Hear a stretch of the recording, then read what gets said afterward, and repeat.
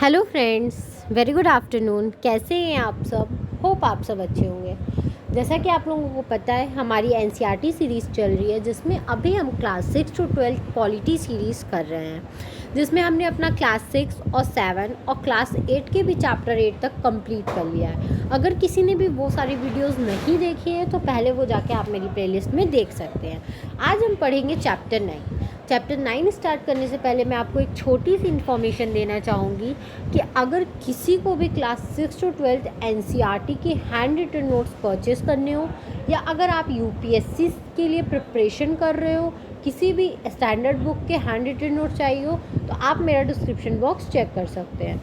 हम पढ़ेंगे chapter 9 public facilities. ठीक है, पब्लिक फैसिलिटीज़ स्टार्ट करने से पहले मैं आपको यही बता दूं कि इस चैप्टर में मैंने जो आपकी बुक है, अगर आपको इन डेप्थ नॉलेज लेनी होगी तो आप एक बार बुक रीडिंग कर सकते हैं, क्योंकि बुक में काफ़ी जगह की स्टोरीज़ दी हुई थी। चेन्नई, भोपाल, ऐसे जहाँ जहाँ पे कुछ ट्रेजिडीज़ हुई थी या कुछ घटनाएं हुई थी, वहाँ की स्टोरीज़ दी हुई थी। मुझे वो सारी चीज़ें इम्पॉर्टेंट नहीं लगी, इसलिए मैंने नहीं ली है।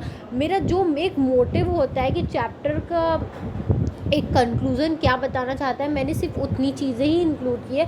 अगर आपको स्टोरीज़ पढ़नी होगी, कब कहाँ क्या मतलब हुए थे, सिचुएशंस अराइज हुए थे, अगर वो आपको पढ़ना होगा तो आप बुक को एक बार स्टडी एनालिसिस अच्छे से कर सकते हो। पब्लिक फैसिलिटीज़, जैसा कि हमने प्रीवियस वीडियो में जब आपने पढ़ा था तो आपको पता होगा कि जो मार्जिनलाइज सोसाइटी है उनको पब्लिक फैसिलिटी यूज़ करने से हम मना नहीं कर सकते। तो पब्लिक फैसिलिटीज़ क्या होती हैं, क्या नहीं होती हैं, तो वो सब हम पढ़ेंगे। ठीक है, पब्लिक फैसिलिटीज़ में क्या क्या चीज़ें आती हैं।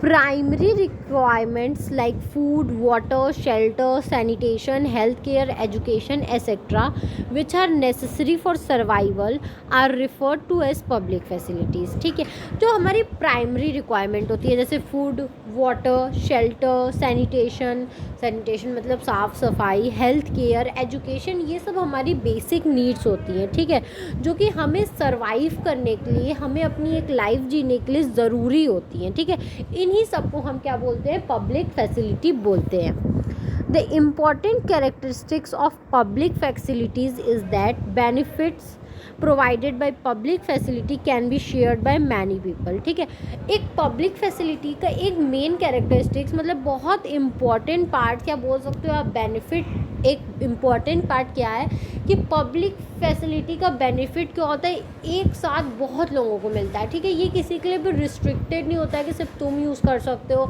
या सिर्फ तुम यूज़ कर सकते हो, या सिर्फ तुम यूज़ कर सकते हो। ठीक है, इसका जो फैसिलिटी है वो एक बार में बहुत लोग क्या कर सकते हैं, इसकी फैसिलिटी या इसके बेनिफिट्स उठा सकते हैं। For instance, a school in the village will enable many children to get educated. जैसे कि आप मान लीजिए कि अगर विलेज में कोई एक स्कूल है, government school, public private school public facilities में नहीं इंक्लूड होता है।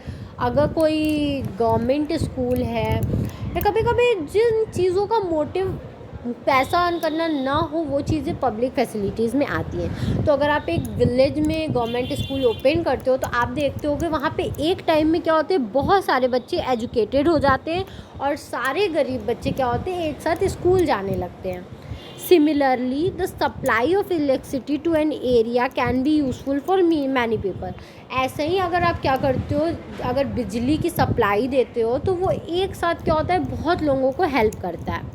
जैसे farmers can pump set to irrigate their field. जैसे फार्मर्स क्या कर सकते हैं, अपने फील्ड में पंप्स लगा सकते हैं ताकि वो अपने खेत को इरिगेट कर सकें, मतलब वहाँ पे जो भी उपजाऊ बनाने के लिए जो इरिगेशन होता है वो कर सकें। People can open small workshop that run on electricity. People जो लोग हैं वहाँ पे छोटी मोटी शॉप्स खोल सकते हैं जिन जो इलेक्ट्रिसिटी से चलती हैं। ठीक है, student will find it easier to study. लोगों को बच्चों को क्या हो जाएगा, पढ़ने में आसानी हो जाएगी, क्योंकि लाइट नहीं होता तो मेनली गरीब बच्चे क्या होते हैं, जो उनके पास इन्वर्टर ना हो, जनरेटर ना हो, वो लोग नहीं पढ़ पाते, उनकी पढ़ाई डिस्टर्ब हो जाती है। And most people in the village will benefit in some way or the other. और विलेज के उस गांव के बहुत सारे लोग एक नहीं तो दूसरे तरीके से, किसी ना किसी तरीके से उस पब्लिक फैसिलिटी से क्या होता है, कहीं ना कहीं उनको बेनिफिट मिलता ही है। अब इसमें गवर्नमेंट का रोल क्या है, the government role. Private companies operate for profit in the market, जैसे कि उनके प्राइवेट कंपनी आ गई हैं, वो लोग अगर मार्केट में कोई काम करती हैं तो वो लोग सिर्फ और सिर्फ क्या करती हैं, प्रॉफिट के लिए वर्क करती हैं. In most of the public facility there is a no profit in the market, thus private company will probably not interested in undertaking such works. ठीक है, ज़्यादा जो पब्लिक फैसिलिटीज़ होती हैं, जो ज़्यादा पब्लिक फैसिलिटी होती है उसमें क्या होता है, कोई भी प्रॉफिट नहीं होता मार्केट में. ठीक है, अगर आप पब्लिक फैसिलिटी ओपन कर रहे हो, जैसे मैंने गवर्नमेंट स्कूल का आपको एग्जांपल दिया, तो उसमें आपको कोई भी प्रॉफिट नहीं हो रहा. ठीक है, तो क्या होती है, जो हमारी प्राइवेट कंपनीज होती है वो ये सब चीज़ों में इंटरेस्टेड नहीं होती हैं, बिल्कुल भी इंटरेस्टेड नहीं होती है, तो वो ये सब टाइप्स के काम नहीं करती हैं, अपने अंडर नहीं लेती हैं. Private companies provide public facility at prices that only some people can afford, hence not available to all at affordable rate. ठीक है, प्राइवेट कंपनीज ऐसी पब्लिक फैसिलिटीज़ प्रोवाइड कराती हैं जो कि बहुत कॉस्टली होती हैं, जिनके चार्जेस होते हैं, और हर कोई क्या करता है, वो चार्जेस अफोर्ड नहीं कर पाता है. ठीक है, public facilities relate to people basic needs. The constitution guarantees the right to life for all Indians. ठीक है, पब्लिक फैसिलिटीज़ क्या होता है, कहीं ना कहीं हमारे बेसिक नीड से जुड़ा हुआ होता है. ठीक है, और जो हमारा कॉन्स्टिट्यूशन है वो हमें इस बात की गारंटी देता है कि हमें राइट टू लाइफ है फॉर ऑल इंडियन, कि हमें जीने का पूरा अधिकार है. ठीक है, और जीने के लिए हमें बेसिक नीड्स की ज़रूरत होती है. Therefore, the responsibility to provide public facility must be that of government only. ठीक है, इसीलिए ये गवर्नमेंट की रिस्पॉन्सिबिलिटी हो जाती है कि जो हमारी पब्लिक फैसिलिटी है वो हमें क्या करें, प्रोवाइड कराएं. इसका कंक्लूजन क्या निकलता है, public facilities relate to our basic needs and the Indian constitution recognise the right to water, health, education etcetera as being a part of the right to life. Thus, one of the major role of the government is to ensure adequate public facilities for everyone.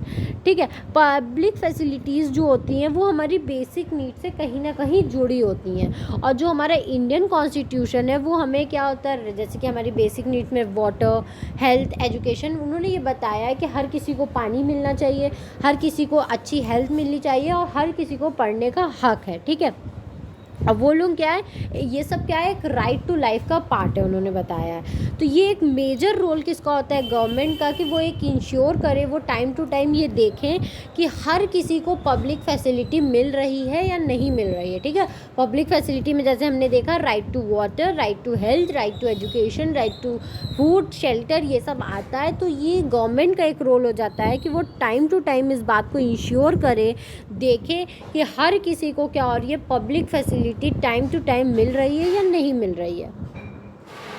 But progress on this front has been far from satisfactory. But इस काम में जो progress है वो हमारी satisfaction से बहुत दूर है. हम जितना चाहते हैं उतना प्रोग्रेस इस वर्क में नहीं है. There is a shortage in supply and there are inequalities in distribution. यहाँ पे अगर किसी चीज़ का सप्लाई होता है तो उसमें शॉर्टेज भी होती है, उसमें कमी भी रहती है, और इनइक्वालिटी भी रहती है, कि मतलब कुछ लोगों को ज़्यादा मिलता है तो कुछ लोगों को नहीं मिलता है. ठीक है, कभी भी इक्वल डिस्ट्रीब्यूशन नहीं होता है किसी भी चीज़ का. Compare to the metros and large cities, town and villages are under provided. यहाँ पे अगर मेट्रो सिटीज़ और लार्ज सिटीज़ या टाउन और विलेज में आप क्या करो, कंपेयर करो, तो हमेशा क्या है, टाउन्स और विलेजेस को अंडर मतलब कम ही मिलता है, और लार्ज सिटीज़ या जो मेट्रो सिटीज़ होती हैं उनको हमेशा क्या होता है, ये सारी चीज़ें ज़्यादा ही मिलती हैं. Compare to wealthy localities, the poor localities and under service. ठीक है, अगर आप वेल्दी लोकेलिटी और पुअर लोकेलिटी में अगर आप कंपेयर करो तो क्या है, पुअर लोकेलिटी हमेशा अंडर सर्विस रहती है. वहाँ पे उस तरीके से सैनिटेशन या उस तरीके से जो चीज़ें आ रही हैं वो चीज़ें कभी भी डिवाइडेड नहीं होती हैं. Handing over these facilities to private companies may not be the answer. हर चीज़ आप अगर प्राइवेट कंपनी को दे दोगे तो ये कोई चीज़ सॉल्यूशन नहीं है यहाँ पे, ठीक है। ये बता रहा है कि आप धीरे धीरे हर कुछ प्राइवेट कंपनीज को देते जा रहे हो, तो हर चीज़ें प्राइवेट कंपनी को देना यहाँ पे कोई सॉल्यूशन नहीं है, ठीक है। अगर आप अपने हाथ में चीज़ें रखते हो तो वो चीज़ें हर किसी के पास पहुँचती है, लेकिन प्राइवेट कंपनी आजकल ग्रीडी हो गई है, उनको सिर्फ पैसे से मतलब है, तो वो चीज़ लोग उसी को सामान देंगे जो उस चीज़ को अफोर्ड कर सकता हो, ठीक है। Any solution need to take account of the important fact that every citizen of the country has a right to these facilities which should be provided to her or him in an equitable manner, ठीक है। इस चीज़ में बहुत solution निकालने की ज़रूरत है। सिर्फ हर चीज़ प्राइवेट सिटीज़न को आप नहीं दे सकते। आप इस बात को ध्यान रखिए कि आपके जितने भी सिटीजन हैं उन सब को पूरा हक है कि वो इन चीज़ों का, इन रिसोर्सेज का अच्छे से और इक्विटेबल इक्वली क्या कर सके, यूज़ कर सके, ठीक है। तो इस चैप्टर में मुझे इतना ही इंपॉर्टेंट पार्ट लगा था। अगर आपको फिर भी कोई दिक्कत हो तो आप एक बार बुक रीडिंग कर लेना, वरना आप मुझसे कमेंट सेक्शन में कमेंट करके पूछ सकते हो। Thank you very much for watching my video and please like, subscribe and share my channel. और अगर आपको इस सब्जेक्ट या किसी भी सब्जेक्ट के नोट्स चाहिए तो आप मेरा डिस्क्रिप्शन बॉक्स चेक कर सकते हो। Thank you very much. और एक बात मैं आपको और बताना चाहूँगी कि अगर आप क्लास 6 to 12 NCERT के हैंड रिटन नोट्स चाहिए होंगे तो आप मेरा डिस्क्रिप्शन बॉक्स चेक कर सकते हो। और अगर आप UPSC की प्रिपरेशन कर रहे हो तो आपको किसी भी सब्जेक्ट के हैंड रिटन नोट्स के लिए या वीडियो लेक्चर्स के लिए आप मेरा डिस्क्रिप्शन बॉक्स चेक कर के मुझसे कॉन्टैक्ट कर सकते हो। Thank you very much.